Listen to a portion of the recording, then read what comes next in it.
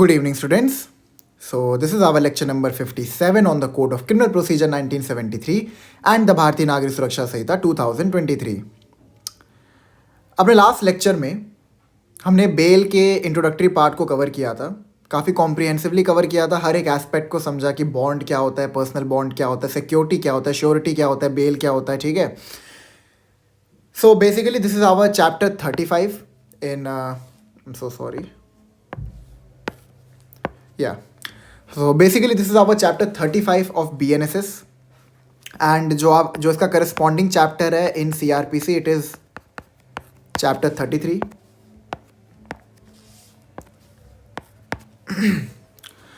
तो आज जो टॉपिक हम लोग कवर करने वाले हैं सबसे पहले it is going to be anticipatory bail.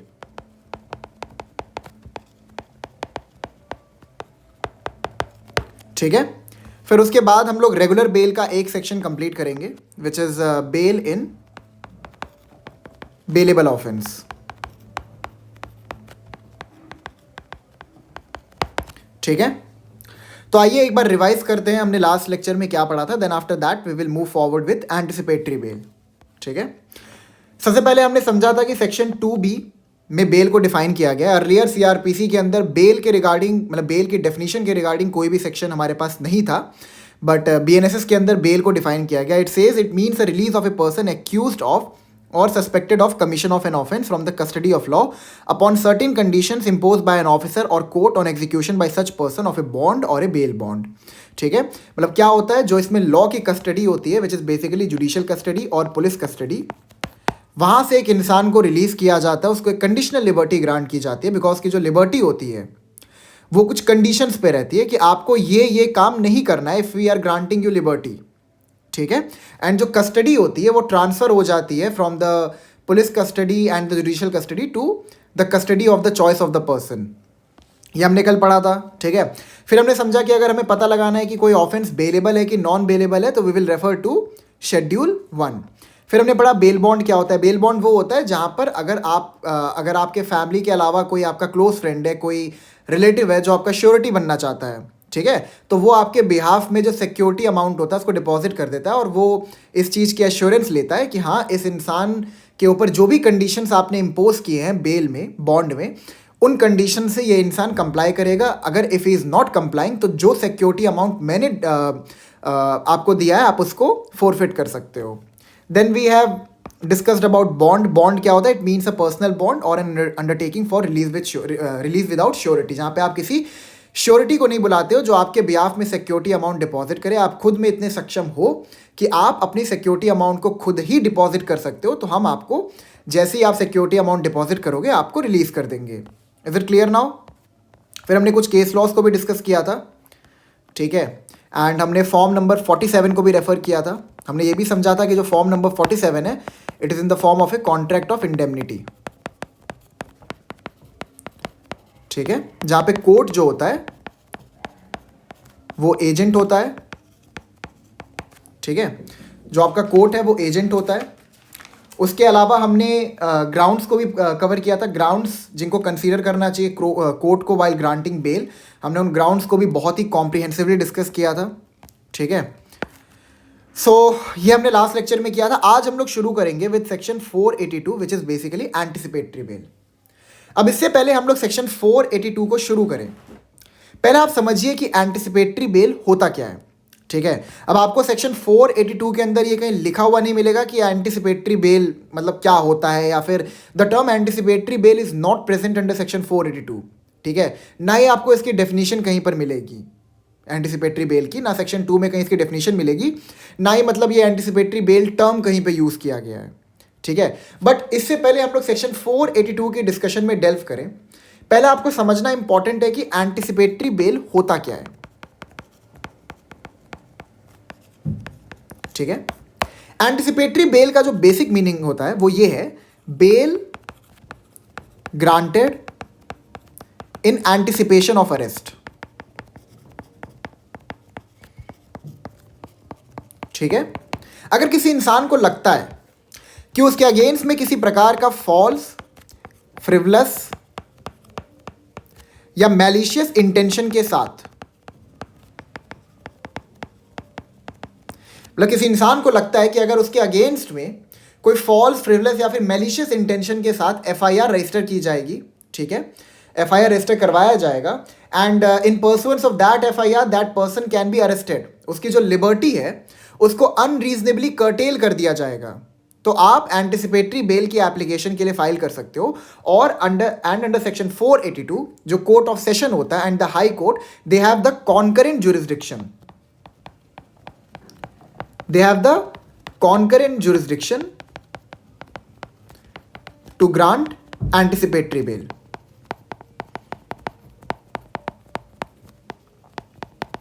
ठीक है, till the from the time we have started our discussion on CRPC and BNSS, हमने एक चीज बहुत ही अच्छे से समझा है कि CRPC एंड BNSS में हमने एक्यूज्ड के राइट्स को भी डिस्कस किया है। तो बेल क्या है? बेल भी एक प्रकार का एक्यूज्ड का राइट है। अभी the person is only accused, ठीक है, अभी उसके अगेंस्ट में बस एलिगेशंस लगे हैं कि उसने कोई कॉग्निजेबल या फिर नॉन कॉग्निजेबल ऑफेंस कमिट किया है, ठीक है, वो एक्यूजेशंस अभी तक प्रूव नहीं हुए हैं, वो एलिगेशंस अभी तक ट्रायल के दौरान based on evidences and the testimony of the witnesses prove नहीं हुए हैं। तो जब तक उस इंसान के अगेंस्ट में जो एलिगेशंस और एक्यूजेशंस प्रूव जब तक नहीं प्रूव हुए हैं, तो हम उसकी लिबर्टी को अनरीजनेबली कर्टेल क्यों करें? ठीक है, आपको बहुत अच्छे से पता होगा कि आर्टिकल 21 के अंदर आपके पास फंडामेंटल राइट है of personal liberty and life, ठीक है, आपके पास राइट टू पर्सनल लिबर्टी और लाइफ जो है ना, ये एक फंडामेंटल राइट आपके पास अवेलेबल है बाय वर्च्यू ऑफ आर्टिकल 21, ठीक है। नाउ द थिंग इज, एक चीज आप लोग समझिए, अगर आप आर्टिकल 21 की लैंग्वेज को आप देखते हैं तो वहां पे क्या लिखा हुआ है कि पर्सनल लिबर्टी और लाइफ को कर्टेल किया जा सकता है by the procedure establish by law,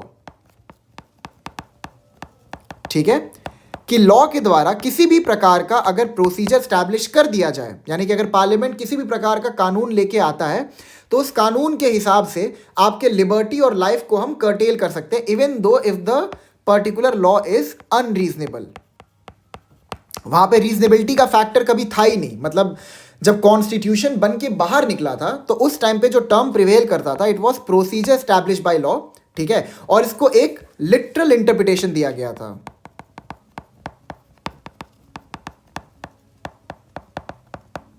ठीक है, हमने प्रोसीजर स्टैब्लिश बाय लॉ को एक लिटरल इंटरप्रिटेशन दिया था। अभी आप एक चीज समझिए, एक लैंडमार्क केस हुआ था AK गोपालन वर्सेस स्टेट ऑफ मद्रास। आप में से मैक्सिमम लोगों ने इस केस का नाम तो सुना ही होगा। इट वॉज 1951 सुप्रीम कोर्ट, ठीक है। यहां पर सुप्रीम कोर्ट ने यह कहा था कि जो प्रोसीजर स्टैब्लिश बाय लॉ है इसको हम एक लिटरल इंटरप्रिटेशन देंगे, एंड पार्लियामेंट अगर कोई भी कानून बनाता है, वो कानून अगर अनरीजनेबल भी है तो भी किसी इंसान की लिबर्टी और लाइफ को कर्टेल किया जा सकता है, because the law has been prescribe by the parliament and the language of article 21 says the procedure establish by law. फिर जो सब्सिक्वेंट डेवलपमेंट हुई थी, it was made in Maneka Gandhi versus Union of India. It was 1978 Supreme Court, ठीक है। Maneka Gandhi versus Union of India case में जो ये problem निकल के आई थी AK गोपालन से, इसको रेक्टिफाई किया गया एंड यहां पर ये कहा गया कि जो प्रोसीजर स्टैब्लिश बाय लॉ है इसको हम लोग मानेंगे ड्यू प्रोसेस ऑफ लॉ, ठीक है। अलॉन्ग विद दैट आपकी इंफॉर्मेशन के लिए एक दो बातें और आपको बताता हूं। AK गोपालन केस में सुप्रीम कोर्ट ने यह भी कहा था कि every fundamental right is unique in nature. Unique in nature का मतलब क्या है? यहां पर बेसिकली सुप्रीम कोर्ट ने एक प्रिंसिपल निकाला था which is exclusiveness of fundamental right, ठीक है। जो भी फंडामेंटल राइट अवेलेबल है under part 3 of the Indian constitution, वो सारे के सारे यूनिक है नेचर में and they are exclusive in nature. इसका मतलब ये है कि वो खुद में एक्सक्लूसिव है, खुद में वो फुल है। अगर आपको सुप्रीम कोर्ट को अप्रोच करना है, आपको बोलना है कि आपका कोई फंडामेंटल राइट इन्फ्रिंज हुआ है पार्लियामेंट के लॉ के द्वारा, तो आप ये नहीं कह सकते कि आपके मल्टीपल फंडामेंटल राइट्स इन्फ्रिंज हुए हैं, ठीक है। जो फंडामेंटल राइट की एक्सक्लूसिव नेचर है आपको उसका ध्यान रखना है। और अगर आप सुप्रीम कोर्ट को अप्रोच करते हो तो आपको किसी एक पर्टिकुलर फंडामेंटल राइट के इन्फ्रिंजमेंट के अगेंस्ट में ही मतलब पिटिशन डालना है, ठीक है। अगर आप सुप्रीम कोर्ट को अप्रोच करना चाहते हो तो आप ये नहीं कह सकते कि आपका आर्टिकल 14, 19, 21 ये सब वॉयलेट हुआ है, आप ये नहीं कह सकते हो। आपको खाली कहना पड़ेगा कि आपका कोई एक फंडामेंटल राइट जो है वो इन्फ्रिंज हुआ है because of the act of the parliament, and उस पर्टिकुलर इन्फ्रिंजमेंट के लिए हम आपको रेमेडी प्रोवाइड करेंगे, ठीक है। फिर उसके बाद जो आपका ये एक्सक्लूसिवनेस ऑफ फंडामेंटल राइट जो मतलब सुप्रीम कोर्ट ने आर्टिकुलेट किया था उस टाइम पे, और जो उन्होंने लिटरल इंटरप्रिटेशन दिया था प्रोसीजर एस्टैब्लिश बाय लॉ को, ये ओवर रूल कर दिया गया था in the Manika Gandhi case. यहां पर ये कहा गया कि जो फंडामेंटल राइट्स हैं वो एक दूसरे से जुड़े हुए हैं। यहीं पर आपका गोल्डन ट्रायंगल का भी प्रिंसिपल निकल के आया था, ठीक है, जिसमें आपका आर्टिकल 14, 19 एंड 21 तीनों ही इंक्लूडेड है। इसका मतलब ये है कि जो प्रिंसिपल हम लोग 14, 19 में अप्लाई करते हैं वो सेम प्रिंसिपल 21 में भी अप्लाई होगा। हमने आर्टिकल 19 में ये पढ़ा है कि जो आपके पास 19 क्लॉज 1 के अंदर जो फंडामेंटल राइट्स अवेलेबल हैं फ्रॉम ए टू ई, ठीक है, अगर उनको पार्लियामेंट कर्टेल करना चाहता है तो जो कर्टेलमेंट होगा वो अनरीजनेबल नहीं होना चाहिए, ठीक है। तो जो प्रिंसिपल आर्टिकल 19 में अप्लाई होता था उसी सेम प्रिंसिपल को अप्लाई किया गया आर्टिकल 21 में। और जो आपका प्रोसीजर स्टैब्लिश बाय लॉ था उसको हमने पढ़ना शुरू कर दिया as due process of law. Due process of law का मतलब ही होता है कि अगर आप एक लॉ बना रहे हो जो आर्टिकल 21 को इन्फ्रिंज कर सकता है तो वो लॉ रीजनेबल होना चाहिए, वो लॉ अनरीजनेबल नहीं होना चाहिए।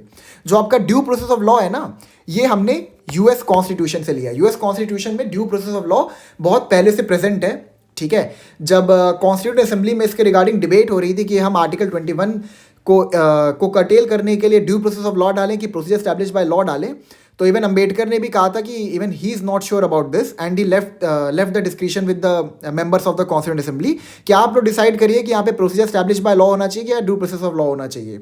अब उस टाइम पर procedure establish by law was kind of justified, ठीक है। अभी अभी देश को आज़ादी मिली थी और बहुत सारे प्रोविंसेस और स्टेट्स जो थे वो इस ओपिनियन पे थे कि वो देश को छोड़ सकते हैं, मतलब कि वो अपनी एक सेपरेट कंट्री फॉर्म कर सकते हैं, ठीक है। तो उस टाइम पे मतलब आई वुड से कि ये इतना अनरीजनेबल नहीं था। लेकिन 1978 तक आते आते इमरजेंसी वगैरह लगी थी, बहुत सारे लैंडमार्क डेवलपमेंट्स हुए थे कंट्री में। उन डेवलपमेंट्स को देखते हुए प्रोसीजर स्टैब्लिश बाय लॉ को फॉलो करना, उसके प्रिंसिपल को फॉलो करना would not be A prudent option. उसी वजह से जो सोशियो इकोनॉमिक सिचुएशन उस टाइम पे प्रिवेल कर रहा था, कोर्ट ने based on that socio economic situation जो प्रोसीजर स्टैब्लिश बाय लॉ था उसको ड्यू प्रोसेस ऑफ लॉ की interpretation the. Is it clear now? ये मैं आपको क्यों बता रहा हूँ, ये सब चीज़ें मेरा आपको बताने का पर्पस क्या है? मैं आपको बताना ये इसलिए चाह रहा हूँ कि किसी इंसान की जो लिबर्टी है, अब आप उसको अनरीजनेबली तो कर्टेल नहीं कर सकते हो।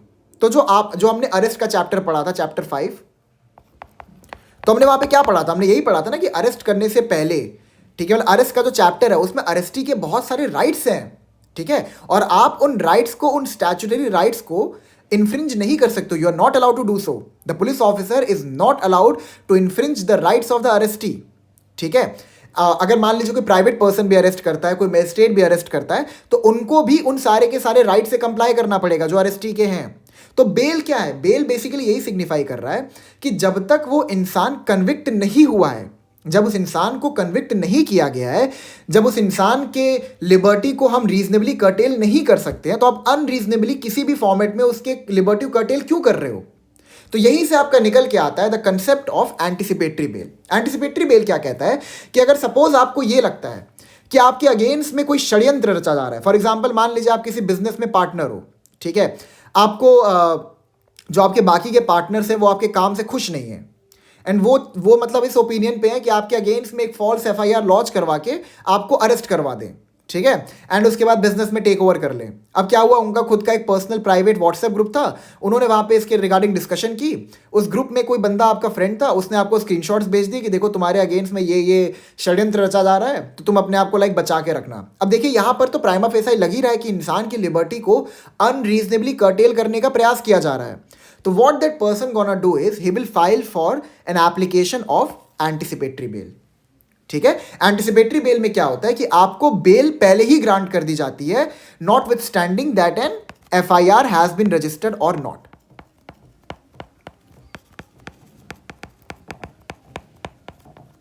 ठीक है।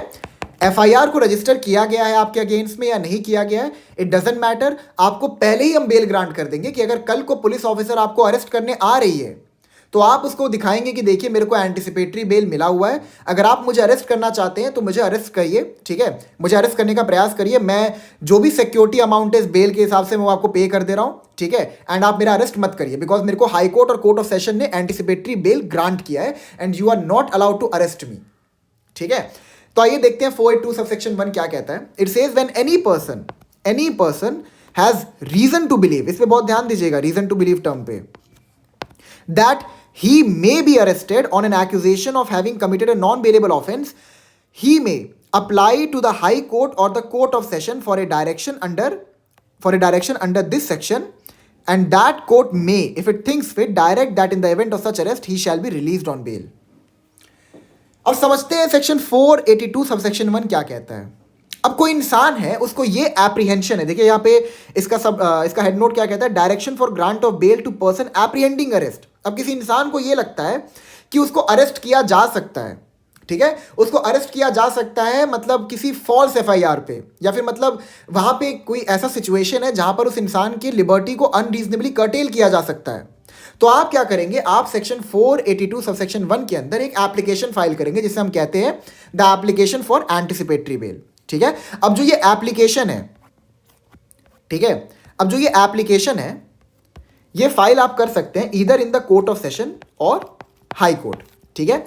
एक चीज ध्यान रखिएगा कि court of session and high court के पास कॉन्करेंट जुरिस्डिक्शन है, मतलब they both can grant you anticipatory bail, ठीक है। लेकिन जो इसमें कैच है वो ये है कि अगर आपने सपोज कोर्ट ऑफ सेशन को अप्रोच किया with an application of anticipatory bell, मैं ये भी लिख दे रहा शॉर्ट में, ठीक है, और वो सेम एप्लीकेशन रिजेक्ट हो गई, तो आप क्या कर सकते हैं, आप फिर हाई कोर्ट को अप्रोच कर सकते हो अगेन उसी सेम एप्लीकेशन के साथ कि मुझे एंटिसिपेटरी बेल ग्रांट की जाए। लेकिन अगर आपने डायरेक्टली हाई कोर्ट को अप्रोच किया है for the purpose of getting anticipatory bell और हाई कोर्ट ने रिजेक्ट कर दिया, देन आफ्टर दैट आप कोर्ट ऑफ सेशन को अप्रोच नहीं कर सकते हो, ये ध्यान रखना, ठीक है।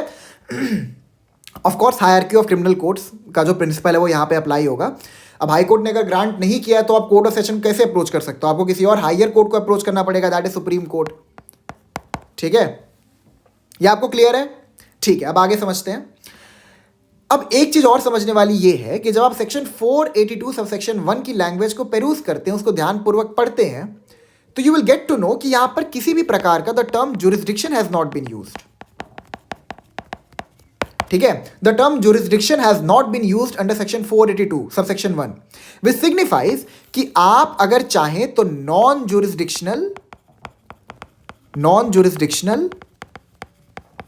हाई कोर्ट या कोर्ट ऑफ सेशन को भी अप्रोच कर सकते हैं,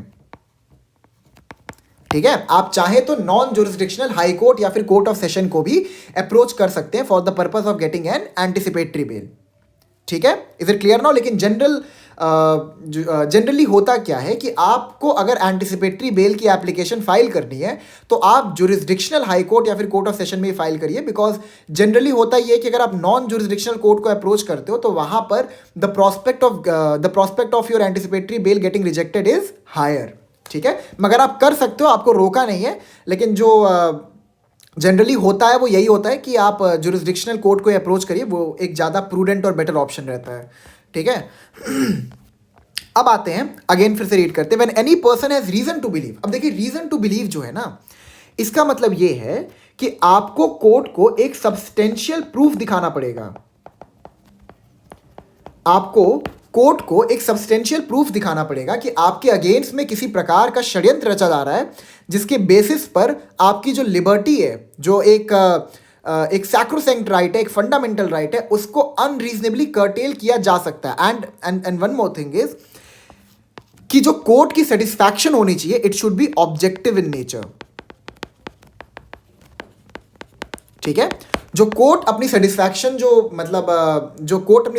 जो पाएगा कि हाँ इस इंसान को एंटिसिपेटरी बेल ग्रांट कर देना चाहिए, वो ऑब्जेक्टिव इन नेचर होना चाहिए। मतलब आपको कोर्ट को ऐसे डॉक्यूमेंट्स कोर्ट के सामने आपको फर्निश करने पड़ेंगे, ऐसे एविडेंसेस आपको कोर्ट के सामने फर्निश करने पड़ेंगे कि बेस्ड ऑन दैट जो कोर्ट है वो ये ओपिनियन बना सके कि हाँ इस इंसान को एंटिसिपेटरी बेल ग्रांट किया जा सकता है। Is it clear now? ठीक है। अब जैसे दो टर्म होते हैं, एक होता है ऑब्जेक्टिव, एक होता है सब्जेक्टिव। सब्जेक्टिव ये होता है कि जब आप अपना ओपिनियन फॉर्म करते हैं अपने वोल्यूशन पे, अपने डिस्क्रिशन पे, मतलब आपको ऐसा लगता है, ठीक है, आपका जो जो आपका अंतर्मन है वो आपको ऐसे बोलता है कि हाँ मतलब ऐसा हो सकता है। ऑब्जेक्टिव ये होता है जब आप अपना ओपिनियन फॉर्म करते हैं बेस्ड ऑन सम डॉक्यूमेंट्स, कुछ एक्सटर्नल डॉक्यूमेंट्स, ठीक है, जहां पे आपकी ओपिनियन जो है वो किसी चीज से बनी है, आपके अंदर से निकल के नहीं आई है। Is it clear now? That he may be arrested on an accusation having committed a non-bailable offense. The next thing to note is, मैं ये हटा दे रहा हूं, जो दूसरी चीज आपको नोट करनी है वो ये है कि सेक्शन 482 जो है इसकी एप्लीकेशन आप सिर्फ नॉन बेलेबल ऑफेंस में डाल सकते हैं। Why not bailable offence? अरे भैया बेलेबल ऑफेंस में तो बेल आपका अधिकार है, बेल तो आपका एक स्टैट्यूटरी राइट हो जाएगा वहां पे, ठीक है, कि आपको बेल मिलना ही मिलना है ना बेलेबल ऑफेंस। तो वहां पर एक एंटिसिपेटरी बेल की एप्लीकेशन फाइल करने का मतलब क्या बनता है? आप एंटिसिपेटरी बेल की एप्लीकेशन क्यों फाइल कर रहे हो? कि आपको अरेस्ट ना किया जाए। अब बेलेबल ऑफेंस में क्या होता है, वहां पर आपको अरेस्ट करती जैसे ही आप सिक्योरिटी डिपॉजिट करते हैं, आपका जो अरेस्ट होता है, मतलब जो आपकी जो आपका डिटेंशन होता है उसको हटा दिया जाता है, आपको निकाल दिया जाता है कस्टडी से पुलिस ऑफिसर के, ठीक है। तो ये याद रखिएगा कि जो एंटिसिपेटरी बेल की एप्लीकेशन है आप सिर्फ एक नॉन बेलेबल ऑफेंस के लिए अप्लाई कर सकते हो। He may apply to the high court और द कोर्ट ऑफ सेशन। अभी मैंने आपको बताया कि हाई कोर्ट और कोर्ट ऑफ सेशन के पास कॉन्करेंट जुरिस्डिक्शन होती है to entertain the application of anticipatory bail for a direction under this section, and that court में, अगेन कोर्ट का डिस्क्रिशन है, इफ इट थिंक्स फिट, मतलब अगर वो कोर्ट जो है वो सेटिस्फाई हो गया, direct that in the event of such arrest he shall be released on bail, ठीक है। अब वहां पर क्या होगा मैं आपको बताता हूं। बेसिकली आपकी जब एंटिसिपेटरी बेल की एप्लीकेशन एक्सेप्ट हो जाएगी, ठीक है, तो वहां पर ना कोर्ट आपको बता देगा कि इतना इतना आपको सिक्योरिटी अमाउंट डिपॉजिट करना है। अगर आप ये सिक्योरिटी अमाउंट डिपॉजिट कर देंगे तो आपका जो अरेस्ट हो, आपको जो अरेस्ट किया गया था, आपको जो कस्टडी में लिया गया था, वहां से आपको रिलीज कर दिया जाएगा। That is from the custody of law you will be released. Clear है आपको ये चीज? अब एक चीज समझिए, ठीक है, यहां लिखा है एंड दैट कोर्ट में if it thinks fit direct that in the event of such arrest he shall be released on bail, ठीक है। मतलब होगा क्या कि सपोज पुलिस ऑफिसर है, आपको आपके एंटिसिपेटरी बेल की एप्लीकेशन एक्सेप्ट हो गई थी, कोर्ट ने उसमें कंडीशंस भी स्पेसिफाई कर दिए, आपको जो सिक्योरिटी अमाउंट है वो भी उसमें लिख दिया। अब देखिए एक चीज समझिए, अगर आपके अगेंस्ट में एक एफआईआर रजिस्टर होता है तो क्या अरेस्ट मैंडेटरी होता है? बताइए। मैंने आपको चैप्टर 5 में ये चीज बताया था कि arrest is not mandatory, arrest mandatory नहीं होता है। यहां पर बस आपको एप्रीहेंशन है कि आपका अरेस्ट हो सकता है, आपको खाली ऐसा लगता है कि आपका अरेस्ट हो सकता है। इट कुड बी पॉसिबल कि आपका अरेस्ट हो ही ना, आपके अगेंस्ट में एफआईआर रजिस्टर कर दी गई है, बट उसके बावजूद भी आपका अरेस्ट ना किया जाए, आपको अरेस्ट ना किया जाए पुलिस ऑफिसर के द्वारा। ये भी तो पॉसिबिलिटी है ना। इवन तो आपके अगेंस्ट में ये एक्यूजेशन लगा कि आपने एक non bailable cognizable offence commit किया है, ठीक है, लेकिन वहां पर क्या कहते हैं कि पुलिस ऑफिसर इस ओपिनियन पे कि इस इंसान को अरेस्ट किया ही ना जाए। ये उस सिचुएशन की बात करता है कि अगर पुलिस ऑफिसर ये ओपिनियन फॉर्म कर लेते हैं कि इस इंसान को बिना वारंट के अरेस्ट करने की आवश्यकता है, देन आप एंटिसिपेटरी बेल की एप्लीकेशन जो आपकी एंटिसिपेटरी बेल की एप्लीकेशन जो एक्सेप्ट हो गई थी वो आप पुलिस ऑफिसर को दिखाएंगे और उस बेल के अंदर जो सिक्योरिटी अमाउंट लिखा होगा वो आप पे करके छूट सकते हैं, ठीक है। Is it clear now? तो मतलब वही मैं आपको समझाना चाह रहा था कि अरेस्ट जो है वो मैंडेटरी तो होता नहीं है, वो डिस्क्रिशनरी है, मतलब पुलिस ऑफिसर के डिस्क्रिशन पे है कि वो अरेस्ट करे कि ना करे। अब वो अरेस्ट नहीं कर रहा है, अच्छी बात है, बट अगर वो आपको अरेस्ट कर रहा है तो based on the acceptance of that anticipatory bail application you will be released provided that you have given the security amount. Clear है आपको? सबसेक्शन 2 पे आते हैं। व्हेन द हाई कोर्ट और the court of session makes a direction under subsection 1, it may include such conditions in such directions in the light of the facts of the particular case as it may think fit including। अब देखिए मैं आपको बताता हूं ये क्या कहना चाहता है। जब हाई कोर्ट और court of session anticipatory bail की एप्लीकेशन को एक्सेप्ट कर लेंगे तो based on the facts and circumstances of the case वो उसमें कुछ कंडीशंस इंपोज करेंगे कि हाँ ठीक है हम आपकी बेल की एप्लीकेशन को एक्सेप्ट कर ले रहे हैं, लेकिन जो कंडीशंस है, ये कुछ कंडीशंस है ना, इनसे आपको कंप्लाई करना पड़ेगा। अगर आप कंप्लाई नहीं करते हो तो सेक्शन 492 के अंदर आपकी बेल को कैंसिल किया जा सकता है। It is I guess cancellation of bail, ठीक है। Let me just check. Yes, it is cancellation of bond bond and bail. ठीक है, सेक्शन 492 के अंदर अगर आपने जो एंटिसिपेटरी बेल की जो कंडीशंस थी उससे आपने कंप्लाई नहीं किया तो बाय वर्च्यू ऑफ सेक्शन 492 आपकी बेल एप्लीकेशन को रद्द किया जा सकता है, उसको कैंसिल किया जा सकता है, एंड देन आफ्टर दैट जो पुलिस ऑफिसर है वो आपको कस्टडी में लेने के लिए इनेबल हो जाएगा। Is it clear now? ठीक है, तो सब सेक्शन 2 ये कहता है कि मतलब हाई कोर्ट और court of session while they are granting anticipatory bail, वो किसी भी प्रकार के कंडीशंस इंपोज कर सकते हैं based on the prevailing facts and circumstances of the case. ठीक है, और देखिए आगे क्या कह रहा है, ये सब चीजें तो इंक्लूसिव ही रहेंगी, जो आपका 1 से लेके 4 है ना, ये तो उसमें जो कंडीशंस जो डालेंगे हाई कोर्ट या कोर्ट ऑफ सेशन वो उसमें तो ये कंडीशंस तो जाएंगी ही जाएंगी। Other than that high court या कोर्ट ऑफ सेशन कुछ और भी कंडीशंस इंपोज कर सकते हैं। देखिए क्या लिखा है, एज इट में थिंक फिट इंक्लूडिंग, मतलब ये जो है ना ये इंक्लूसिव है, it is inclusive not exhaustive in nature, मतलब खाली ये कंडीशंस आप नहीं डाल सकते हो, आप इनके अलावा और भी कंडीशंस डाल सकते हो। आइए पढ़ते हैं कंडीशंस क्या है। पहला, a condition that the person shall make himself available for interrogation by police officer as and when required. अगर आपको हमने एंटिसिपेटरी बेल की एप्लीकेशन आपको ग्रांट कर दी है, ठीक है, और पुलिस ऑफिसर अगर आपको अरेस्ट करने आता है, आपने उसको सिक्योरिटी अमाउंट डिपॉजिट किया और पुलिस ऑफिसर आपको अरेस्ट नहीं कर रहा है, ठीक है, उसके बावजूद अगर पुलिस ऑफिसर जो इन्वेस्टिगेटिंग मशीनरी है जो वो इन्वेस्टिगेशन कर रही है उससे आपको कोऑपरेट करना पड़ेगा। जब भी आपको पूछताछ के लिए पुलिस स्टेशन में बुलाया जाए आपको अपनी प्रेजेंस को इंश्योर करना पड़ेगा और आपको इंट्रोगेशन में भी कोऑपरेट करना पड़ेगा। Second, a condition that the person shall not directly or indirectly make any inducement, threat or promise to any person acquainted with the facts of the case so as to dissuade him from disclosing such facts to the court or to any police officer।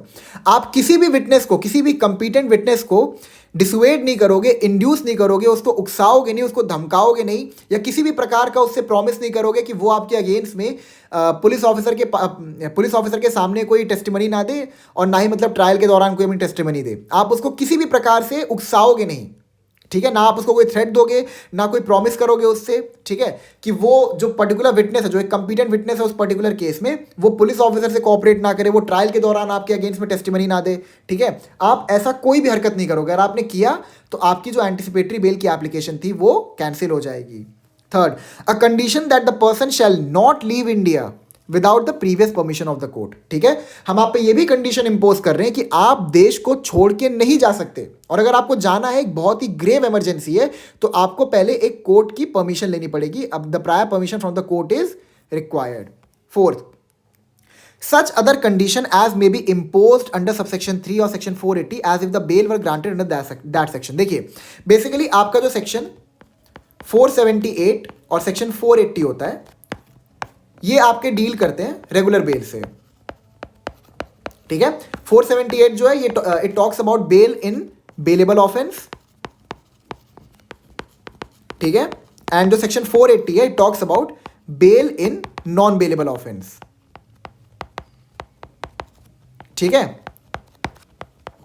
तो section 480 को अगर आप पढ़ेंगे तो उसके अंदर भी कुछ कंडीशंस लिखे हुए हैं, ठीक है। जो कंडीशन सेक्शन 480 में इंक्लूसिव हैं वो सारे के सारे कंडीशंस एंटिसिपेटरी बेल की एप्लीकेशन में भी इंक्लूसिव रहेंगे, ठीक है। और जो सेक्शन 480 का जो प्रिंसिपल है वो एंटिसिपेटरी बेल की एप्लीकेशन पर भी अप्लाई होगा। फॉर एग्जांपल जैसे अगर सेक्शन 480 को पढ़ोगे तो यहाँ पे लिखा हुआ है कि अगर किसी इंसान ने कोई ऐसा ऑफेंस कमिट किया जिसकी पनिशमेंट इज लाइफ इंप्रिजनमेंट या फिर डेथ पेनल्टी है तो उसको रेगुलर बेल ना ग्रांट किया जाए। तो ये जो सेम आपका जो प्रिंसिपल है ना ये यहाँ पर भी अप्लाई होगा सेक्शन 482 के अंदर, कि मतलब अगर आपने कोई ऐसा ऑफेंस कमिट किया जिसकी पनिशमेंट इज लाइफ इंप्रिजनमेंट और डेथ पेनल्टी तो वहां पर we will not grant you anticipatory bell.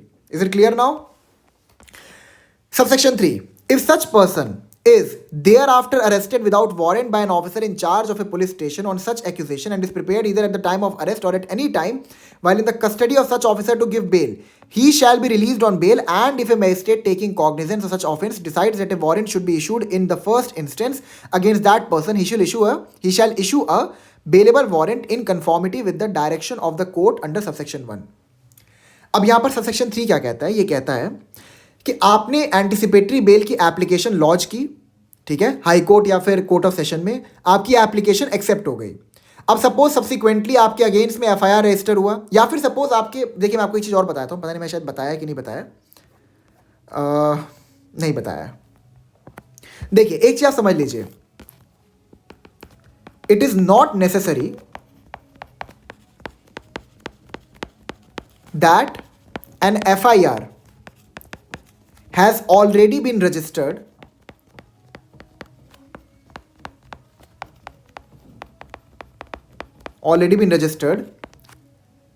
it is not necessary that an FIR has already been registered for the person to file an application for anticipatory bail.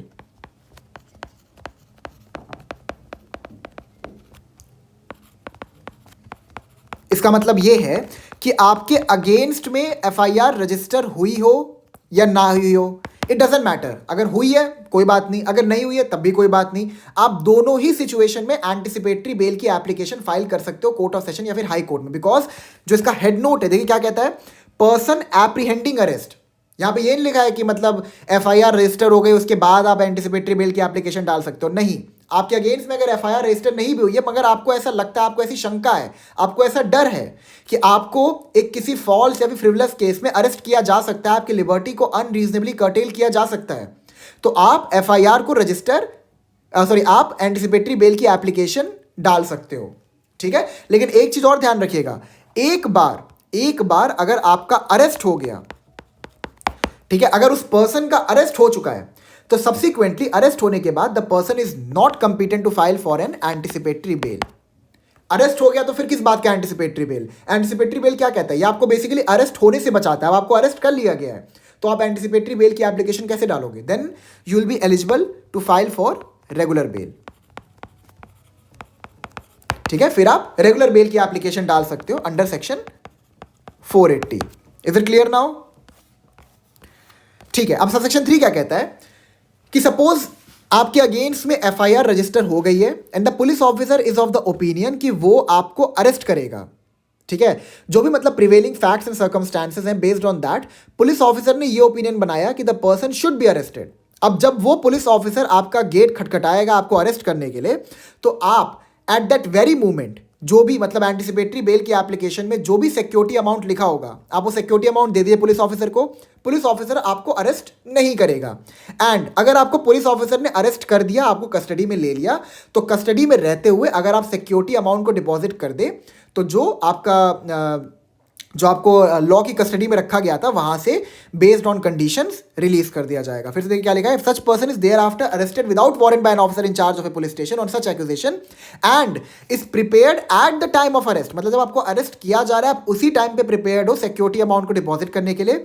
वो जो security amount होगा it will be determined by the court of session और the high court और at any time while in the custody of such officer to give bail. ठीक है, मतलब आप police officer की कस्टडी में हो एंड देन आफ्टर दैट आप सिक्योरिटी अमाउंट दे के लॉ की कस्टडी से छूट सकते हो, तो आप वहां पे दे दो, doesn't matter. He shall be release on bail. देखिए मैंडेटरी है, मैं नहीं कहा है कि पुलिस ऑफिसर को हमने डिस्क्रिप्शन दे दिया है कि आप उसको रिलीज करिएगा उसके बाद या ना करिएगा, आपको करना ही पड़ेगा क्योंकि हाई कोर्ट या फिर कोर्ट ऑफ सेशन ने आपकी एंटिसिपेटरी बेल की एप्लीकेशन को एक्सेप्ट किया. मतलब कि उन्होंने ये ओपिनियन फॉर्म किया है कि आपका जो अरेस्ट है इट इज अनरीजनेबल. अब जब हाई कोर्ट या फिर कोर्ट ऑफ सेशन ने ये ओपिनियन फॉर्म किया है तो आप पुलिस ऑफिसर कौन होते हैं उसको अरेस्ट करने वाले? ठीक है, एंड अब मान लीजिए जो मैजिस्ट्रेट आपके अगेंस्ट में कॉग्निजेंस लेगा, अब मैंने कॉग्निजेंस क्या होता है ये बहुत अच्छे से बताया था, मैं दोबारा डेल्व नहीं करूंगा इसमें. जो मैजिस्ट्रेट आपके अगेंस्ट में कॉग्निजेंस ले रहा है, अगर वो आपके अगेंस्ट में एक वारंट इशू करता है, देखिए यहां पर जो है, यहां पर it talks about without warrant, that the police officer is of the opinion that the person should be arrested without warrant. ठीक है, जो इसका सेकंड पार्ट है ये बोलता है कि अगर मैजिस्ट्रेट ने आपके अगेंस्ट में वारंट इशू किया है, ठीक है, in the first instance against that person he shall issue a bailable warrant. तो वहां पर जो वारंट इशू किया जाएगा it would be a bailable warrant. मतलब कि वो वारंट इशू किया, ठीक है, उसमें बेल के कंडीशंस लिखे होंगे, मतलब वो वारंट इशू किया आपको अरेस्ट करने के लिए, लेकिन अगेन आप बेल का अमाउंट डिपॉजिट करके, जो भी सिक्योरिटी है उसको डिपॉजिट करके लॉ की कस्टडी से छूट सकते हैं in conformity with the direction of the court under subsection 1. ठीक है, सबसेक्शन 1 में जो भी हाई कोर्ट और कोर्ट ऑफ सेशन ने जो भी कंडीशंस इंपोज किए थे आपके ऊपर, अगर आपके अगेंस्ट में एक मैजिस्ट्रेट वारंट इशू करता है तो वो वारंट जो होगा it would be a bailable warrant, और उसमें वो हाई कोर्ट और कोर्ट ऑफ सेशन के जो कंडीशंस जो उन्होंने लगाए थे वो कंडीशंस होंगे. अलॉन्ग विद दैट अगर मैजिस्ट्रेट जो है उनको लगता है कुछ और भी कंडीशंस इंपोज करने चाहिए तो वो कंडीशंस भी मैजिस्ट्रेट इंपोज कर सकते हैं. ठीक है. अच्छा, आपके इन्फॉर्मेशन के लिए एक चीज़ आपसे डिस्कस कर रहा, अब आपको ये दिमाग में नहीं आ रहा है कि मतलब मैजिस्ट्रेट जो है ठीक है, वो वारंट इशू कर रहा है, उसके बावजूद आप उसको ये डायरेक्शन देते हो कि बेलेबल वारंट इशू करो, आप एक नॉर्मल वारंट इशू नहीं कर सकते हो। क्यों? Because when it comes to the hierarchy of criminal courts, higher court ने अलाउ किया उस इंसान की बेल एप्लीकेशन को, तो आप बीइंग अ मैजिस्ट्रेट, आपको ये अथॉरिटी कैसे हो सकती है कि आप उस इंसान का अरेस्ट करवा सको based on a warrant? Is it clear now? अब आते हैं सबसेक्शन 4 पे। Nothing in this section shall apply to any case, देखिए मैंडेटरी है, apply to any case involving the arrest of any person on accusation of having committed an offence under section 65 और subsection 2 of section 70 of भारतीय न्याय संहिता 2023। Basically अगर इंसान के against में ये एक्यूजेशन लगने वाला है कि उसने रेप का ऑफेंस कमिट किया है, या फिर section 70 subsection 2 which talks about gang rape against a girl below the age of 18 years, ठीक है, अगर आपने 18 साल की लड़की, 18 साल से कम की उम्र की लड़की के अगेंस्ट में गैंग रेप आपने कमिट किया है, ठीक है, बेसिकली सेक्शन 70 जो है टॉक्स अबाउट गैंग रेप, और जो आपका क्लॉज 2 है it talks about gang rape committed against a minor girl child, basically you can call it in that manner, ठीक है। एक माइनर गर्ल चाइल्ड के अगेंस्ट में अगर आप गैंग रेप कमिट किए, या फिर आपने सेक्शन 65 के अंदर किसी महिला के अगेंस्ट में रेप कमिट किया है, एंड आपको ये लगता है कि आपके अगेंस्ट में एक्यूजेशन लग सकते हैं, या फिर आपके अगेंस्ट में एफआईआर पहले से रजिस्टर हो चुकी है, ठीक है, तो आपको वहां पर एंटीसिपेटरी बेल ग्रांट नहीं किया जाएगा। Is it clear now? अच्छा, एक चीज आप और समझ लीजिए, सपोज आपके अगेंस्ट में एफआईआर रजिस्टर हो गई है, अभी आपका अरेस्ट नहीं हुआ है, ठीक है, अभी आपका अरेस्ट नहीं हुआ है, आपके अगेंस्ट में एफआईआर रजिस्टर हो गई है, एंड आप एंटीसिपेटरी बेल की एप्लीकेशन फाइल कर रहे हैं, तो वहाँ पे हाई कोर्ट क्या कर सकता है ना, हाई कोर्ट जो एफआईआर की जो कॉपी है उसको समन कर सकता है अपने पास में, ठीक है, और उसको पेरूज भी कर सकता है, and based on that he may grant you anticipatory bail, और ही मे फॉर्म द ओपिनियन कि यहाँ पर इस इंसान को एंटीसिपेटरी बेल ग्रांट नहीं करना चाहिए, ठीक है।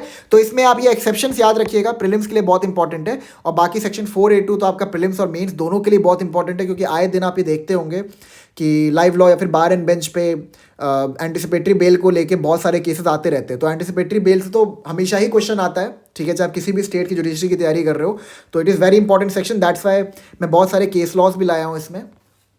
तो आइए पहला केस लॉ डिस्कस करते हैं, which is Gurbaksh Singh Sibia versus state of Punjab, 1980 supreme court. It was 5 judge bench, which is basically constitutional bench,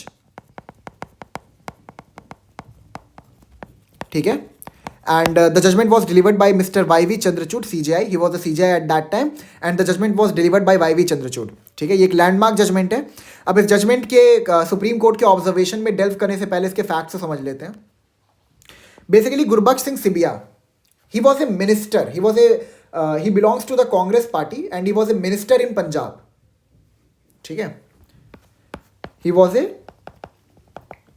minister in Punjab, basically cabinet minister था स्टेट गवर्नमेंट के अंदर, ठीक है। इसके अगेंस्ट में करप्शन के चार्जेस लगे, मतलब करप्शन के एक्यूजेशंस लगे, एलिगेशंस लगे, ठीक है, and based on that the person mister Gurbaksh Singh Sibia he filed for anticipatory bail in the Punjab and Haryana high court, ठीक है, and the same was rejected. जो एंटीसिपेटरी बेल की एप्लीकेशन थी वो Punjab and Haryana high court ने रिजेक्ट कर दी, एंड अलॉन्ग विद दैट उन्होंने कुछ गाइडलाइंस भी दी, ठीक है। उन्होंने कहा कि जब भी एंटीसिपेटरी बेल की एप्लीकेशन को एंटरटेन किया जाए तो इन गाइडलाइन से कंप्लाई किया जाए, और जब उन गाइडलाइन से गुरबख्श सिंह सिबिया के केस को, उनका जो केस है, जब उसको पेरूज किया गया तो the high court was of the opinion कि यहाँ पर इस इंसान को एंटीसिपेटरी बेल ना ग्रांट किया जाए, ठीक है। फिर उसके बाद the person went via an appeal to the supreme court. तो सुप्रीम कोर्ट ने क्या किया, बेसिकली जो हाई कोर्ट ने जो गाइडलाइंस दी थी, जो डायरेक्शंस दिए थे, उनको पेरूज किया, उनको ध्यान से पढ़ा, ठीक है, एंड मैक्सिमम गाइडलाइंस को उन्होंने रिजेक्ट कर दिया था, एंड उसके बाद क्या कहते हैं कि उन्होंने अपने खुद के गाइडलाइंस दिए, ठीक है। तो आइए देखते हैं क्या ऑब्जर्वेशन था सुप्रीम कोर्ट का इस पर्टिकुलर केस में। Certain observations with regard to when anticipatory bail can be granted was made by the Supreme Court in the present appeal. These are, पहला, सेक्शन 438 ऑफ CRPC, मतलब ये basically आपका preceding section है CRPC में, मतलब जो 4A2 का corresponding provision है सीआरपीसी में, इट इज सेक्शन 438, तो हम लोग इसको सेक्शन 438 के हिसाब से पढ़ेंगे बिकॉज इट इज 1980, ठीक है। Section 438 of CRPC is concerned with Article 21 of the Indian Constitution. Therefore, a liberal interpretation should be adopted while perusing an application for anticipatory bail under Section 438. The general tilt should be towards granting anticipatory bail. Basically क्या हुआ था, high court ने ये कहा था कि जो section 438 की पावर है, ठीक है, जो सेक्शन 438 की पावर है उसको सिर्फ एक्सेप्शनल सिचुएशंस में ही यूज किया जाए, ठीक है, और बहुत ही स्पेरिंगली यूज किया जाए, बहुत ही ध्यानपूर्वक यूज किया जाए। सुप्रीम कोर्ट ने जो ये हाई कोर्ट ने जो गाइडलाइन दी थी इसको रिजेक्ट कर दिया। दे सेड कि हमें सेक्शन 438 को एक लिबरल इंटरप्रिटेशन देना है। ठीक है, हम ये मानते हैं कि एंटिसिपेटरी बेल की जो एप्लीकेशन है उसको बहुत ध्यानपूर्वक ही आपको ग्रांट करनी है, एंटिसिपेटरी बेल बहुत ध्यानपूर्वक ही आपको ग्रांट करना है, लेकिन आप एंटिसिपेटरी बेल की एप्लीकेशन को बहुत ही एक्सेप्शनल सिचुएशन में ही खाली नहीं ग्रांट करोगे। ठीक है, तो सुप्रीम कोर्ट ने ये कहा कि जो सेक्शन 438 है which basically deals with anticipatory bell, वहां पर एक लिबरल इंटरप्रिटेशन अडॉप्ट किया जाए। ठीक है, जब कोई इंसान एंटिसिपेटरी बेल की एप्लीकेशन फाइल करता है, ठीक है, और जो जनरल टिल्ट होना चाहिए कोर्ट ऑफ सेशन और हाई कोर्ट का, वो इस तरफ होना चाहिए कि आप उस इंसान को एंटिसिपेटरी बेल ग्रांट करो। Second, anticipatory bail is in contradistinction to regular bail. It is a pre-arrested legal proceeding. On the other hand, regular bail is a post-arrest legal proceeding. ठीक है, ये मैंने आपको बता दिया था कि एंटिसिपेटरी बेल जो है वो आप खाली अरेस्ट होने से पहले ही उसकी एप्लीकेशन फाइल कर सकते हो। अगर आपका अरेस्ट हो गया है तो the only remedy you are left with is regular bail. Anticipatory bail is an injunctive order, whereas regular bail is a remedial order. It is an injunction upon custody and not against arrest. Regular bail, on the other hand, is remedial in the sense that the accused is already in custody and as a relief, he is released from the custody. Anticipatory bail जो होता है ये इंजंक्टिव in nature होता है, मतलब हम basically police officer को आपको कस्टडी में लेने से रोक रहे हैं, अरेस्ट करने से नहीं रोक रहे। मतलब पुलिस ऑफिसर आके आपको अरेस्ट तो कर सकता है, ठीक है, लेकिन आप पुलिस ऑफिसर की कस्टडी में नहीं जाओगे अगर आप बेल की जो सिक्योरिटी अमाउंट है उसको पे करने के लिए रेडी रहो तो। ठीक है, तो यहाँ पे बेसिकली क्या है कि जो आपका एंटिसिपेटरी बेल होता है, it is an injunctive order. On the other hand जो रेगुलर बेल की एप्लीकेशन होती है वो एक रेमेडी होती है, क्योंकि आपको कस्टडी में पहले से ले लिया गया है एंड देन सब्सिक्वेंटली आपने एक रेगुलर बेल की एप्लीकेशन डाली, ठीक है, एंड अगर वो रेगुलर बेल की एप्लीकेशन एक्सेप्ट हो जाती है देन आफ्टर दैट आपको पुलिस जो लॉ की कस्टडी है वहां से आपको रिलीज कर दिया जाता है एक रेमेडी के फॉर्म में। ठीक है, under section 438 the high court and the sessions court have the concurrent jurisdiction to grant anticipatory bail based on the prevailing facts and circumstances of each case and no universal formula can be adopted for granting anticipatory bail. Basically ये हमने पढ़ा था कि court of session और high court के पास concurrent jurisdiction है to grant anticipatory bell, लेकिन ये भी सुप्रीम कोर्ट ने कहा कि मतलब कोई यूनिवर्सल फॉर्मूला हम नहीं बना सकते हैं based on which anticipatory bell किसी को ग्रांट किया जाए। हर केस के फैक्ट एंड सर्कमस्टांसेस के हिसाब से ही उस पर्टिकुलर पर्सन को एंटिसिपेटरी बेल ग्रांट किया जाएगा। A blanket order of anticipatory bail should not generally be passed without going into the reasonable ground on which the applicant shows that he will be arrested on some false accusation. इसका मतलब ये है कि court को properly satisfy होना पड़ेगा कि ये जो इंसान है इसकी लिबर्टी को अनरीजनेबली कर्टेल किया जाएगा। एक ब्लैंकेट ऑर्डर आपको नहीं पास करना है, मतलब बेसिकली आपको एक रीजन देना है। You have to provide reason for the same कि आपने एंटिसिपेटरी बेल की एप्लीकेशन को एक्सेप्ट क्यों किया है।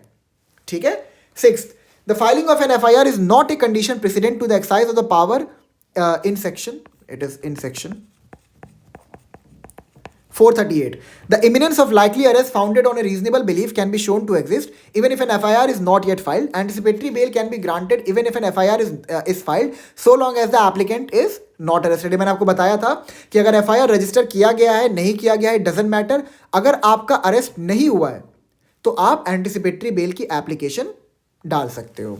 For obtaining anticipatory bail, the accused will have to prove that he has a reason to believe or has a reasonable apprehension of arrest in a particular case. Mere fear or baseless suspicion cannot be a ground for anticipatory bail. Rather, the accused will have to show tangible circumstances existing because of which he apprehends arrest. ठीक है, accused को ये prove करना पड़ेगा कि मतलब उसको arrest किया जा रहा है अनरीजनेबली। खाली आप ये कह दो कि मेरे को डर है, मतलब ऐसा आपके अगेंस्ट में कोई षड्यंत्र रचा नहीं जा रहा है, आपको बस डर है कि आपका जो पड़ोसी है वो जमीन जायदाद के केस में आपको गलत तरीके से फंसा सकता है। ठीक है, खाली डर नहीं होना चाहिए, आपको कोर्ट को ऑब्जेक्टिवली सेटिस्फाई करना पड़ेगा। ठीक है, The High Court of the Court of Session shall decide the anticipatory bail application themselves and should not leave it to the discretion of the magistrate. ठीक है, जो anticipatory bail की application होगी, it will be decided by the High Court and the Court of Session. Magistrate के ऊपर ये नहीं डाल देंगे कि आप मतलब anticipatory bail की application को entertain करो। Even if anticipatory bail is granted, the person should mandatorily cooperate with the investigating machinery during the course of investigation. अगर anticipatory bail की application को accept कर भी लिया गया है, then उसके बावजूद भी the person have to cooperate with the investigating machinery. ठीक है, ये हमने पढ़ा था, ये तो उसमें सेक्शन 4A2 के अंदर ग्राउंड ही था इसके regarding. 10th, anticipatory bail can be granted either for a limited time period or for an unlimited time, that is till the time the trial completed. ठीक है, जो anticipatory bail है वो या तो मान लीजिए 1 हफ्ते, 2 दिन, 10 दिन इसके लिए ग्रांट किया जा सकता है, या फिर अनलिमिटेड टाइम के लिए कर दिया जाए, मतलब जब तक कि ट्रायल कंक्लूड ना हो। अनलिमिटेड टाइम का मतलब ये नहीं है कि फ्यूचर में आप जब चाहो जब भी चाहो मतलब आपको अरेस्ट ना किया जाए पुलिस ऑफिसर के द्वारा, आपको लॉ कस्टडी में ना लिया जाए। एंड एक चीज़ आप और ध्यान रखिएगा कि एंटिसिपेटरी बेल जिस पर्टिकुलर ऑफेंस के एलिगेशन आपके अगेंस्ट में लगे हैं, खाली उस पर्टिकुलर ऑफेंस के लिए ही एप्लीकेबल होता है। अगर कोई और ऑफेंस के लिए पुलिस ऑफिसर आपको अरेस्ट करने आती है तो आप based on that anticipatory bail application मतलब पुलिस की कस्टडी से बच नहीं सकते हैं। क्लियर है? 11th, for the purpose of section 27 of the Indian Evidence Act, the concept of deemed custody shall apply even in the case of anticipatory bail. इसका मतलब ये है कि सपोज सेक्शन 27 आपने कोई बयान दिया, आपसे इंट्रोगेशन किया पुलिस ऑफिसर ने, आपने कोई बयान दिया और उस बयान के बेसिस पर पुलिस ऑफिसर को कोई सब्सटेंशियल प्रूफ मिल जाता है आपके अगेंस्ट में, उसके बाद पुलिस ऑफिसर को लगता है कि इस इंसान को अरेस्ट करना is necessary, then after that the police officer is enabled, even after the issuance of anticipatory bail, the police officer will be enabled to arrest that particular person. अब आते हैं Adri Dharan Das versus state of West Bengal. अब यहां पर supreme court ने क्या कहा? The supreme court observe that anticipatory bail should not be granted for an unlimited period, that is till the conclusion of trial, rather it should be for a limited period only. अब यहाँ पर देखिए क्या हुआ ना, यहाँ पर कुछ डेवलपमेंट्स हुई हैं जो मैं आपको समझा रहा हूँ। अब 1980 में 1980 का जो आपका जजमेंट है, यहाँ पर सुप्रीम कोर्ट ने क्या कहा, जो गुरबख्श सिंह सिबिया का केस है, यहाँ पर सुप्रीम कोर्ट ने क्या कहा कि अनलिमिटेड टाइम पीरियड के लिए भी एंटिसिपेटरी बेल ग्रांट किया जा सकता है, that is till the conclusion of trial. अब यहाँ पर जो पोजीशन थी उससे सुप्रीम कोर्ट ना थोड़ा सा डाइवर्ज हो गई, थोड़ी सी मतलब अलग डायरेक्शन में चली गई। सुप्रीम कोर्ट ने कहा कि अनलिमिटेड टाइम पीरियड के लिए हम नहीं ग्रांट कर सकते। ठीक है, फिर आता है Sitharaman Mehtre versus state of Maharashtra. यहाँ पे सुप्रीम कोर्ट ने कहा कि जो अधीरधरन केस है ये पर इंक्यूरियम है and Gurbaksh Singh Sibbia judgment will prevail. जो गुरबख्श सिंह सिबिया केस में जो जजमेंट था it would prevail and not the Adri Dharan Das. लेकिन अगेन ये दोनों जो जजमेंट थे ना, ये 2 जज बेंच के द्वारा दिया गया था। तो ये जो केस है ना, जो ये एम्बिग्विटी क्रिएट हो गई थी, it was again raised in Sushila Agarwal versus state and city of Delhi. The question here involved was whether anticipatory bail should be for a limited time period like filing of charge sheet etc. or for unlimited time period.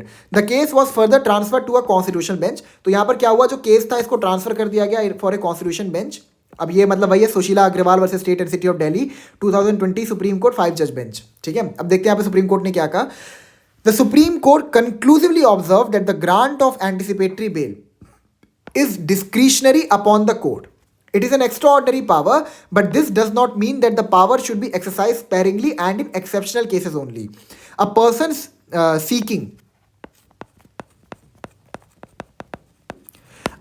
seeking anticipatory bail is presumed to be innocent, and the court should keep in mind that denial of anticipatory bail may result in deprivation of life and personal liberty.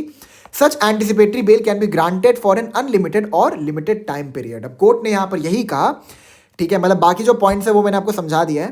ठीक है, मतलब यहीं पे जो आपका Sushila Agarwal versus state and city of Delhi है, यहाँ पर एक कॉन्स्टिट्यूशनल बेंच ने यूनानिमसली कहा ये चीज कि जो एंटिसिपेटरी बेल है it can be granted for a limited time period and also for an unlimited time period. ठीक है, नेक्स्ट केस है P Chidambaram versus central bureau of investigation, very important case.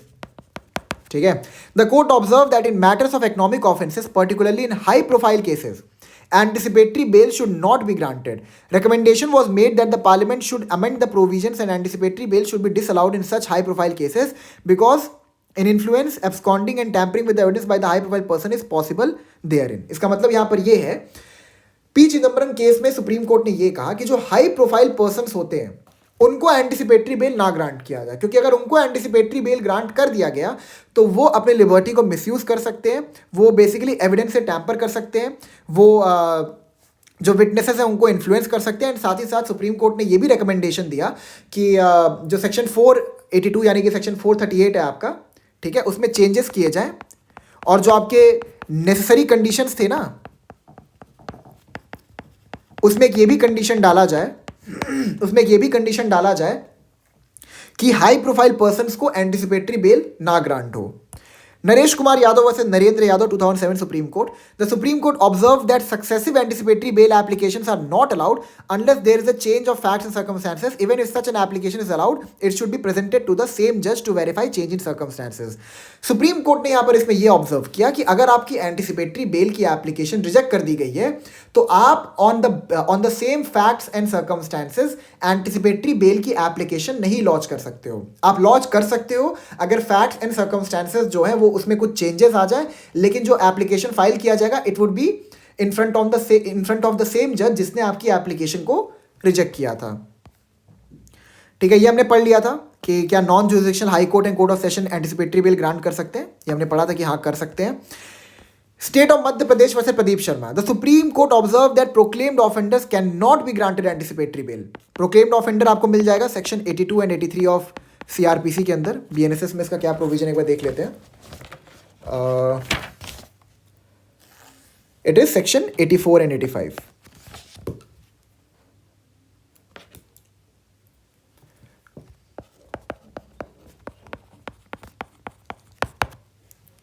ठीक है, सेक्शन 84 एंड 85 जो है आपका, ये आपका बीएनएसएस का प्रोविजन है with regard to proclaimed offenders. अब प्रोक्लेम्ड ऑफेंडर कौन होते हैं इसको हमने बहुत ही कॉम्प्रिहेंसिवली डिस्कस किया था, तो we are not going to again delve into the same. तो we are done with anticipatory bail. अब आइए एक सेक्शन और पढ़ लेते हैं which is regular bail. Regular bail का एक सेक्शन है 478, इसको पढ़ लेते हैं। So this is basically chapter 35 provisions as to bail and bonds. In what cases bail to be taken? Subsection 1, when any person other than a person accused of a non-bailable offence is arrested or detained without warrant by an officer in charge of a police station, or appears or is brought before a court and is prepared at any time while in the custody of such officer or at any stage of the proceeding before such court to give bail, such person shall be released on bail. Basically यहाँ पर क्या है, section 478 जो है आपका, it deals with bail in bailable offence, जहां पर bell मिलना आपका क्या होता है, आपका बेसिकली एक स्टैट्यूटरी राइट होता है। अच्छा, आपको ये चीज याद होगा जब मैं आपको चैप्टर 5 पढ़ा रहा था अरेस्ट का, ठीक है, तो वहां पर हमने एक सेक्शन पढ़ा था कि जब पुलिस ऑफिसर आपको अरेस्ट करते हैं इन अ बेलेबल ऑफेंस, तो वहां पर it is the duty of the police officer to inform the person who is about to be arrested कि जो ऑफेंस उसने कमिट किया है it is bailable in nature. ठीक है, तो हम लोग सेक्शन 478 को साथ में पढ़ेंगे विद सेक्शन 47 ऑफ बीएनएसएस।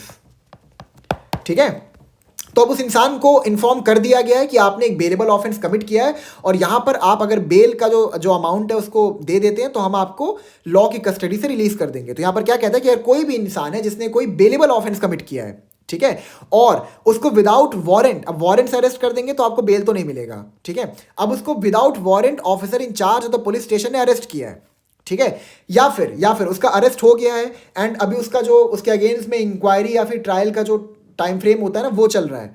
किसी भी टाइम पे अगर वो इंसान जो सिक्योरिटी अमाउंट है उसको डिपॉजिट करने के लिए रेडी रहता है, the moment he will deposit the amount he will be released. चाहे इंक्वायरी चल रहा हो, चाहे ट्रायल चल रहा हो, चाहे इन्वेस्टिगेशन चल रहा हो, डजेंट मैटर, जिस भी पॉइंट ऑफ टाइम पे वो इंसान सिक्योरिटी अमाउंट को डिपॉजिट कर देगा he will be released.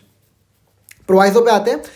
Provided that such officer or court, if he or it thinks fit, may and shall, if such person is indigent and is unable to furnish surety, instead of taking bail bond from such person, discharge him on his executing a bond for his appearance as hereinafter provided.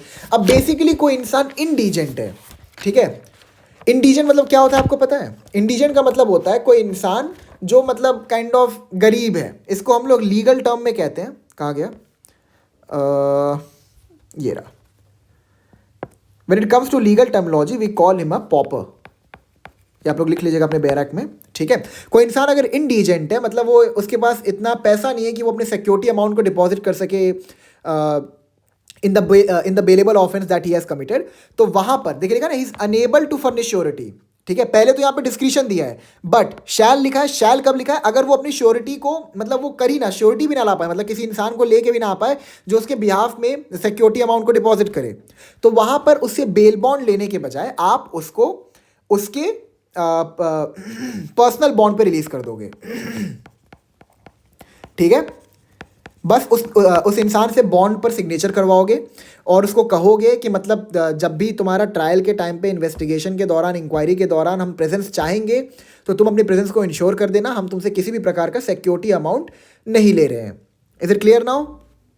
Explanation, where a person is unable to give bail bond within a week of the date of his arrest, it shall be a sufficient ground for the officer or the court to presume that he is an indigent person for the purposes of this proviso।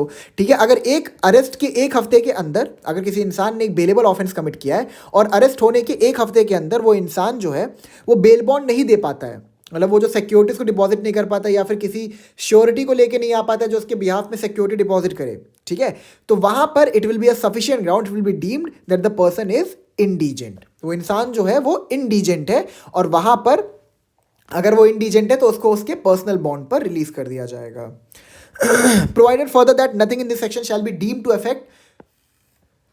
Affect the provision of section 3 और section 135 और section 492। इस पे हम लोग delve नहीं करेंगे, ऊपर पर समझ लीजिए। Basically these sections deal with cancellation of bell,